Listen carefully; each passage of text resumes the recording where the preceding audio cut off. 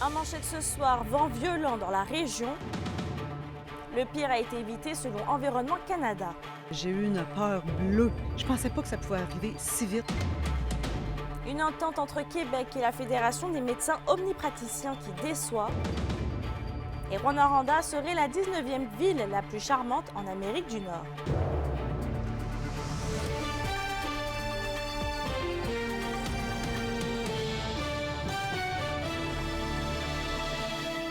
Bonsoir tout le monde et bienvenue au TVA de 18h. Bon, on l'a vu, le mauvais temps a plutôt fait des siennes hier en fin de journée, alors qu'on a eu des alertes et veilles de tornades dans la région. Et Alexandre, c'est une tempête qui a semé beaucoup d'inquiétudes ici. Oui, on a pu être témoin hier d'orages violents, des vents qui se sont élevés à une centaine de kilomètres/heure et même des grêlons d'une grosseur d'une balle de golf qui sont tombés. Ici dans la région, c'est près de 2000 pannes d'électricité qui ont été déclarées. Vous voyez à l'écran, chez certains, la tempête a frappé très fort. C'est le cas d'ailleurs dans une ferme à Nedlec, au Témiscamingue, où un bâtiment s'est complètement écroulé. Et à la sorte, vous le voyez, des arbres ont complètement été déracinés. Donc oui, Mélissa, c'est une situation qui en a inquiété plus d'un. Je vous laisse d'ailleurs entendre le témoignage d'une résidente qui a vu passer la tempête de très près. J'ai reçu un téléphone, je pensais que c'était un touriste, je l'ai pris, tu sais. Puis il m'a dit non, il dit je m'appelle Marc, il dit je suis un chasseur de tornades. Il dit la tornade va passer dans 5 minutes au-dessus de chez vous. Il dit prépare-toi. Ah, j'ai comme fait quoi? Je m'étais déjà préparée à ce scénario-là. Je savais que le sous-sol, c'était la place la plus sécuritaire. Puis j'ai eu le réflexe aussi d'appeler 2 amis pour lui donner des nouvelles aux 10 minutes, au cas où que ça serait destructeur, parce que ça avait l'air d'être épouvantable ce qui s'en venait. Terrifiant, c'est vraiment le bon mot. J'ai eu une peur bleue. Une peur bleue. Puis je pensais pas que ça pouvait arriver si vite. Hey, j'ai remercié Dame Nature, le Mère Terre. Là. Je sais pas combien de fois je l'ai remercié. Et Alexandre, est-ce qu'on peut parler d'une réelle tornade? Selon le météorologue d'Environnement Canada à qui j'ai parlé ce matin, avec les vents violents qu'on avait hier, c'était une situation parfaite. Tout était là pour voir apparaître une tornade. Mais on parle plutôt d'un système d'orage violent, des cellules. Donc, je laisse le météorologue Simon Legault pour Environnement Canada et Changement climatique vous en dire un peu plus. Il y a beaucoup de vent, donc c'est entre autres ce qui donnait la possibilité d'avoir des tornades, c'est d'avoir beaucoup de vent très fort en altitude. Ces vents-là peuvent être abattus et donc donner peuvent générer des tornades, mais donner aussi de très fortes rafales et comme casser des arbres, comme on l'estimait hier. Pour l'instant, on n'a pas de confirmation qu'il y aurait eu des tornades dans la région. On avait, comme on le mentionnait, de la grêle. Là, on a vu beaucoup de rapports à plusieurs endroits où on avait de la grosseur de balles de ping-pong ou de balles de golf. Donc, c'est très important, très gros. On a tout dans la cellule, sauf qu'il n'y a pas assez d'humidité pour que la tornade descende. Sauf qu'il y a une veille, là, il va y avoir une tornade, c'est à quelle heure, puis c'est où? Non, c'est pas de même, là. C'est pas la même chose avec les alertes. Une alerte de tornade, ça veut dire qu'il y a quelqu'un qui a vu de la rotation, possiblement toucher le sol, mais encore là, ça ne veut pas dire que tu vas avoir une tornade sur toi, là, tu sais. Et Mélissa, à l'heure où on se parle, il y a toujours une centaine de résidents qui sont privés d'électricité et c'est majoritairement dans le secteur de Val-d'Or. Merci Alexandre. Au plaisir. Vos réponses à la question du jour TVA. Une présentation de la Clinique infirmière Nord-Ouest partout dans la région. Nous vous offrons des consultations rapides avec des infirmières et infirmières praticiennes spécialisées et un nouveau service de téléconsultation. Contactez-nous pour plus d'informations ou visitez notre site Web. Et à la question du jour, on vous demandait, avez-vous été impacté par rapport aux intempéries d'hier? Vous avez répondu non à 85%. Et d'ailleurs, voici vos commentaires. C'est quand même stressant quand tu entends l'alerte de tornade. Il y a eu des arbres qui ont été arrachés sur le chemin du lac Montréal. Quand ils ont commencé là, à nous envoyer les alertes là, à la télé et sur les téléphones, j'en ai reçu 5 en dedans de 25 minutes. Fait que je pense, rendu à la 5e, là, j'ai commencé à être nerveuse. Mais il ne s'est rien passé, c'est ça. Il y a eu de la pluie, des orages. Moi, je travaille sur la route. J'ai été obligé de me stationner sur le bord du chemin. On a juste cancellé nos activités en soirée. On est resté à la maison, puis on regardait ça de l'intérieur, là, les gros éclairs, le vent très fort. On vous en parlait hier de la série de perquisitions en lien avec du trafic de stupéfiants à Val-d'Or. Eh bien, 6 personnes en tout ont été arrêtées, dont 5 d'entre elles qui ont été libérées et elles feront face à des accusations plus tard. Le Val-d'Orien Luc Boulet, de 58 ans, a comparu ce matin par voie téléphonique pour des accusations en matière de trafic de stupéfiants et d'armes à feu. Il reste détenu en attendant la suite des procédures. 10 perquisitions ont donc eu lieu et ont permis à la police de saisir notamment plus de 130 000 $ en argent canadien, plus de 1000 grammes de cocaïne, plus de 5000 comprimés de méthamphétamine ainsi que des armes à feu. En santé maintenant, les médecins omnipraticiens de la province ont pris connaissance de l'entente d'hier avec Québec sur le guichet d'accès de première ligne des soins de santé. Par contre, l'Association des médecins omnipraticiens du nord-ouest du Québec, qui couvre notre région, déplore l'entente. Félix Blaquière. Dans la nouvelle entente de principe entre le gouvernement Legault et la Fédération des médecins omnipraticiens du Québec, 2 éléments qui favorisaient l'attractivité du personnel en région n'ont pas été renouvelés. Pour l'Association des médecins omnipraticiens du nord-ouest du Québec, ce constat est la preuve que la région est laissée pour compte par le ministère de la Santé. Pour les médecins en région, il y avait des mesures qui étaient pour favoriser la pratique en cabinet des médecins en région, donc la bonification, si vous voulez, pour les médecins en annexe 12 en région éloignée.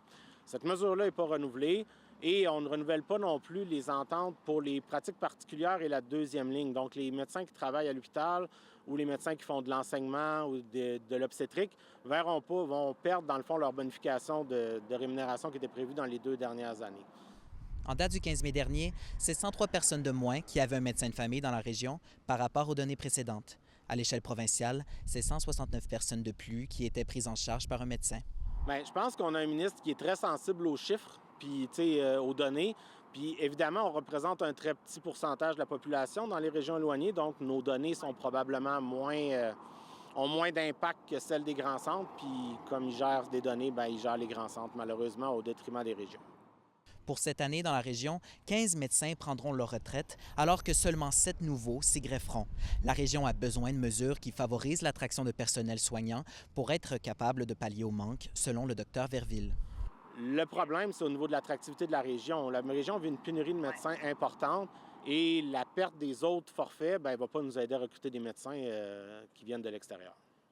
Le renouvellement de l'entente de principe entre les médecins omnipraticiens et Québec devrait être adopté alors que certains points sont trop pointus pour être débattus, selon le Dr Verville. Félix Blaquière, RNC Nouvelles. Et d'ailleurs, toujours en santé, le manque de personnel a eu raison de l'unité en réadaptation active en santé mentale à l'hôpital de Malartic. Le service sera suspendu temporairement dans moins de 2 semaines, soit le 25 juin, et ce pour une durée indéterminée. Et c'est en raison des mesures prises au début du mois de mai par le CIS de l'Abitibi-Témiscamingue afin de s'affranchir du personnel issu d'agences privées de placement. L'organisation précise que les usagers des 12 lits de l'unité ont été informés de la décision et que des mesures atténuantes ont été identifiées. Et on vous en parlait plus tôt cette semaine de cette recrudescence des cas de coqueluche dans la région. Eh bien, le CIS de l'Abitibi-Témiscamingue confirme qu'aujourd'hui, il y a 10 cas. Il s'agit d'une maladie contagieuse pouvant causer une forte toux et de la fièvre. Et les complications sont plus graves et fréquentes chez les enfants de moins d'1 an et chez les femmes enceintes, plus particulièrement au 3e trimestre. Le CIS rappelle donc que la vaccination des enfants est le meilleur moyen pour éviter cette infection. La coqueluche, c'est une maladie qui est causée par une bactérie. C'est une maladie qui existe depuis plusieurs années, mais c'est une maladie qui revient tous les 3 à 5 ans. La vaccination, c'est offert aux jeunes enfants parce que c'est eux qui ont plus de risques de faire des maladies graves.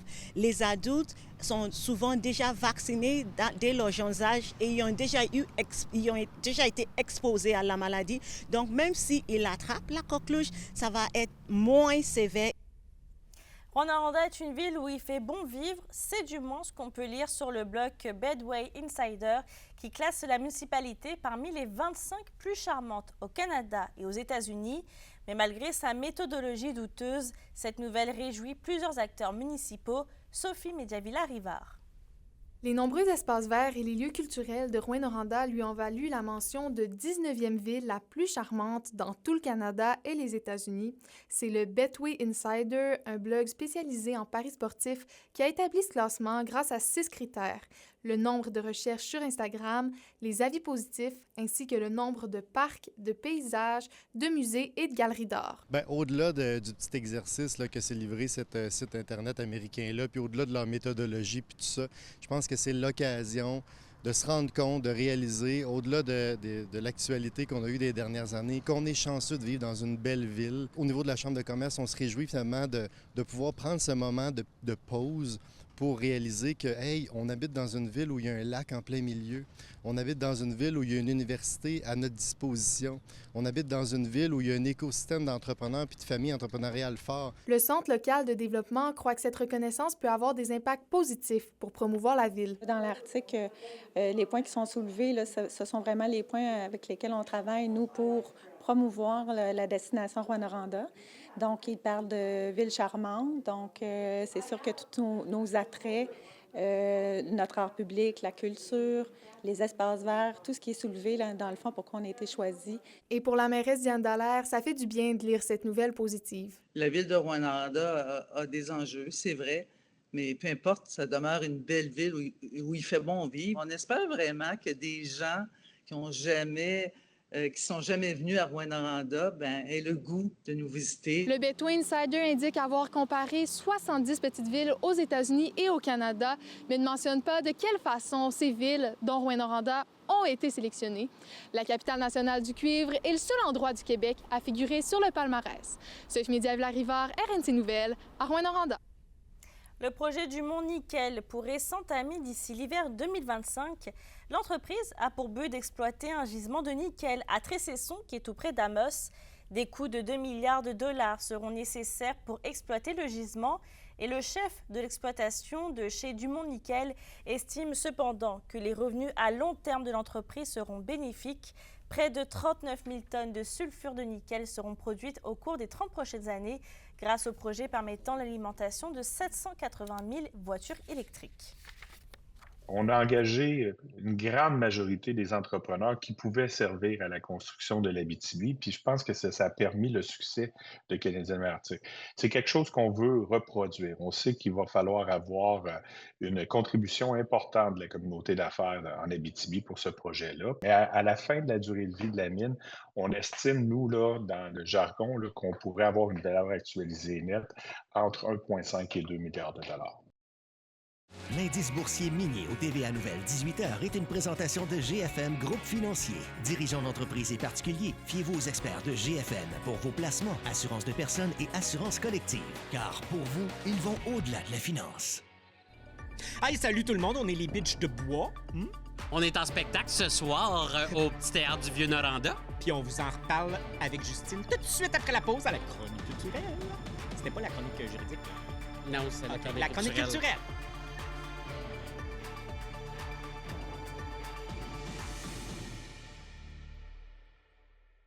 Les SADC de l'Abitibi-Témiscamingue et du nord du Québec vous présentent la bonne nouvelle économique TVA. Cet été, visitez les marchés de la région grâce à un partenariat avec Meubles Marchands et les marchés publics de l'Abitibi-Témiscamingue. Nous invitons la population à rencontrer producteurs, transformateurs et artisans. Les retombées économiques pour nos marchands en 2023 se chiffrent à 555 000 $. Venez découvrir, savourer notre région. Les SADC, partenaires de l'économie de la région.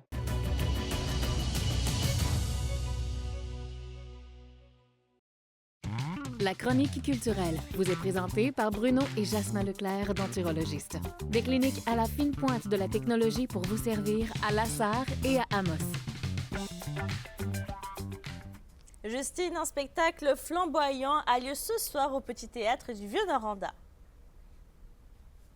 C'est le Chic Shack, qui est un spectacle de variété, mais aussi de drague, par Phoenix Mockingbird et Mesdames Choses qui vous attendent ce soir dès 20h au Petit Théâtre du Vieux-Noranda avec leurs invités Véronique Aubin, Nico Hamel et aussi la chanteuse qui a fait la voix cette année, Cathy Vachon. C'est un spectacle complètement divertissant et c'est aussi l'occasion parfaite de découvrir l'art de la drague en ce mois de juin, mois de la fierté.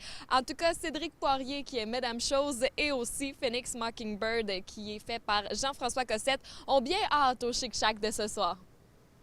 Pourquoi les gens devraient venir nous voir? Bien, parce qu'en fait, on a un super bon spectacle. On donne une belle scène, un bon numéro. On a des bons numéros ce soir. Oui. Puis franchement, le dernier, c'était vraiment un beau party. Donc, je pense que les gens, bien, il faut qu'ils soient là puis ils vont venir s'amuser avec nous autres. Puis ça va être très plaisant. Ben moi, j'attends la tornade, parce qu'ils disent que quand c'est le temps des tornades, il faut se réfugier au sous-sol. Fait qu'on va au petit sous-sol du Petit Théâtre du Vieux-Noranda. Venez vous réfugier avec nous autres. Vous allez voir, ça va être belle fun. On va vous divertir en vous sauvant la vie. Voilà. Et Justine, les citoyens du Vieux-Noranda sont invités à la fête des voisins demain. C'est une super belle occasion là, pour les citoyens du quartier de se connaître, de faire connaissance, de se revoir dans une activité full tripante. Là, dès 11 h demain matin, il va y avoir des jeux gonflables, un atelier de bricolage, aussi de la nourriture, un spectacle de dansé et plus encore. C'est un événement qui est d'abord pour les citoyens du Vieux-Noranda. Le but est vraiment que les gens du quartier ici passent du bon temps ensemble. Voici ce que la présidente du comité du Vieux-Noranda, Denise Lavallée, souhaite pour la première édition de demain. Du soleil, un peu moins de vent, bien sûr, mais que les gens puissent participer sans hésiter, qu'ils viennent nous retrouver, puis qu'on puisse retrouver l'esprit de la communauté du quartier. Parce que, comme je vous dis, les derniers événements ont été difficiles pour tout le monde. C'est un petit peu ça qu'on va essayer de rebasser puis de recréer. Bien, profitons-en. Ça nous prend des événements comme la fête des voisins pour essayer de reconstruire quelque chose de mieux. La capsule touristique, une présentation de Tourisme Abitibi-Témiscamingue et RNC Média. En Abitibi-Témiscamingue, on est friands des compétitions équestres et des rodéos. Avez-vous déjà participé à une compétition de ce genre? Pas moi. Je sais qu'il y a des cowboys, des cowgirls, des chevaux, mais en dehors de ça, je ne sais pas du tout à quoi m'attendre. Et pour mieux comprendre cet univers, je rencontre Guillaume Dallaire qui va nous parler du Festival équestre et rodéo professionnel de la Sarre. Guillaume, merci de prendre le temps. Ça fait plaisir, merci à vous. Moi qui connais rien de cet univers-là, peux-tu me dire qu'est-ce qui se passe dans le ring? Oui, absolument. En fait, durant la fin de semaine, il y a des compétitions de Gymkhana. OK. Fait que ça, c'est un gros événement là, les vendredis après-midi, le samedi après-midi. Il y a des chevaux lourds aussi le dimanche après-midi. Et les soirs, le jeudi soir, vendredi soir et vendredi soir, c'est le rodéo professionnel. Okay. Ce que ça comporte, le rodéo professionnel, il y a aussi du Gymkhana pour femmes. Okay. Il y a du rodéo, il y a des chevaux avec et sans selle, c'est deux disciplines différentes. Il y a la monte des taureaux aussi. L'année passée, on a aussi ajouté une discipline qui est les tours de ring. Okay. Un cheval qui fait le tour, puis rendu au milieu du ring entre la pôle numéro 2 et le numéro 3, il fait le sauvetage. Fait qu'il y a un autre gars qui embarque sur le cheval. Oui. Ça s'appelle la discipline du sauvetage. La deuxième, ça s'appelle l'échange de cavaliers. Okay. Fait qu'entre la pôle numéro 2 et 3, toujours le cavalier saute en bas du cheval et l'autre qui est à terre embarque sur le cheval. Ça, c'est des cascadeurs. Ah, c'est vraiment des cascadeurs. Parce que dans la tête de bien des gens, la monte des taureaux, c'est vraiment dangereux, puis c'est vrai que c'est dangereux. Mais toutes les disciplines qu'un rodéo offre, c'est des cascadeurs. Parce que c'est des bébites, c'est des animaux qui pèsent 1000 livres. Ça reste un animal, il ne faut pas oublier ça. C'est assez spectaculaire en rodéo.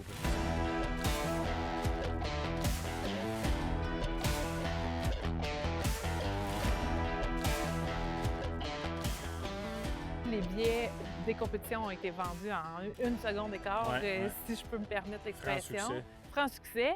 Mais peut-on quand même venir? À qui ça s'adresse? Est-ce qu'il y a reste des possibilités? La portion 1 de ta question, en fait, les billets, d'année en année, on fait un record. Ça a commencé que ça prenait 2 heures, ensuite 1 heure et demie vendre les billets. L'année d'après, ça prenait 1 heure, l'année d'après, une demi-heure. Cette année, ça a pris même pas une minute. En dedans d'une minute, les 3300 places étaient vendues. La seule chose qui est payant, c'est les rodéos, le rodéo professionnel. Okay. Tous les autres événements au sud du ring est gratuit. Fait que ce soit les shows de musique, la mini-ferme, les laser tags, les jeux gonflables, les... Nomme-la tout est gratuit. C'est vraiment juste du côté rodéo professionnel qui est payant. Tout le restant, on tient à ce que ça soit gratuit pour offrir ça à la population.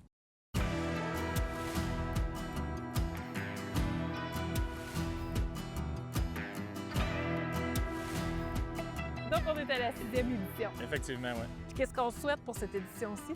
On souhaite la belle température, on souhaite le même succès que les autres années. C'est toujours un succès des rodéos ici à la Sarre, puis partout ailleurs aussi. Là, comme je disais, c'est familial, c'est festif, la musique, le monde aime ça. Écoute, c'est un bel événement.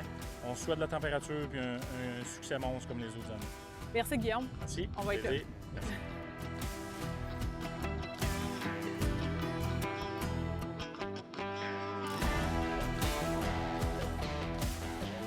Maintenant, je comprends l'attrait des rodéos.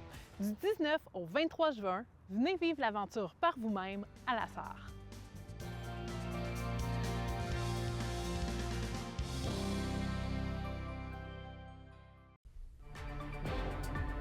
Après les fortes intempéries qu'on a vécues, Dame Nature n'a pas dit son dernier mot. La semaine prochaine, on s'attend à une vague de chaleur dans la région. On vous explique le tout après la pause.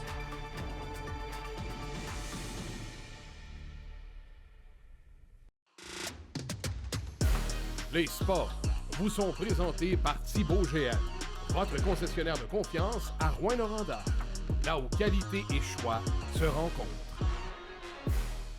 C'est ce dimanche que va se tenir le Cyclo T-Tour. C'est Mike Tyson. Les cyclistes vont partir d'Amos dès 9h30 et feront des arrêts à Saint-Marc-de-Figuerie, La Corne, Vassan et Sullivan. La balade devrait se terminer dans les alentours de 15h dans le stationnement du carrefour du Nord-Ouest à Val-d'Or. L'organisation rappelle aux automobilistes de demeurer vigilants et d'attendre les espaces d'arrêt indiqués avant de dépasser les cyclistes. La météo, une présentation de Nicoloto de la Sarre, la capitale du pick-up. Vous y trouverez toujours le meilleur choix, toujours le meilleur prix. À la météo Justine, la température va se réchauffer demain. Ah, puis ça va faire du bien, là. Le vent, il est frais aujourd'hui. J'ai grelotté toute la journée, fait que j'ai hâte que ça se réchauffe. Mais ce soir et cette nuit avant, là, ça va être partiellement nuageux du côté de l'Abitibi avec un minimum de 3. Et faites attention parce qu'il va y avoir un risque de gel. Aussi au Témiscamingue, un minimum de 4 avec un risque de gel. Demain en Abitibi, ça va être le beau gros soleil avec un maximum de 19. Même chose pour le Témiscamingue, mais un petit degré de plus, là. Un beau 20 degrés pour le Témiscamingue. Et un aperçu pour dimanche, eh bien pour l'Abitibi, ça va être nuageux avec 60 % de probabilité d'averse et un maximum de 20. Et au Témiscamingue, nuageux avec un maximum de 20. Et aussi, je tiens à mentionner que la semaine prochaine, il y a une masse d'air chaud qui va affecter le Québec. Il va y avoir des températures maximales entre 30 et 35 degrés. Même avec le facteur humidex, ça pourrait monter jusqu'à 40. Alors, soyez prudents, buvez beaucoup d'eau la semaine prochaine. Puis tenez-vous proche de vos amis qui ont des airs climatisés. Oui, ça c'est sûr. Puis surtout, faites attention à vos proches et de rester hydratés. Merci Justine. Je termine avec Air Québec qui augmente ses offres de vol entre Montréal et Val-d'Or dès lundi prochain. Donc il va y avoir 2 allers-retours qui seront disponibles chaque jour de la semaine ainsi que 3 pour le samedi. Sur ce, je souhaite de passer une belle fin de semaine et on se retrouve lundi.